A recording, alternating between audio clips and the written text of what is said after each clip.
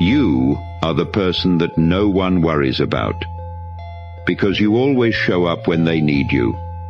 You are the person who says, "I got it," even when you really don't.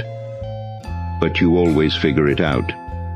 Everyone thinks you're strong and that you have it all together, when you really just deal with things quietly, because you don't want to burden others with your problems.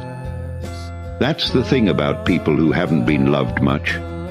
They think about every kind gesture, the slightest touch of fingers, kind smiles, random acts of love, intimacy in every small thing done.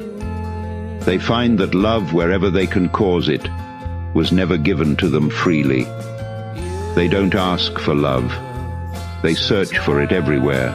Follow our account and be a better version of yourself.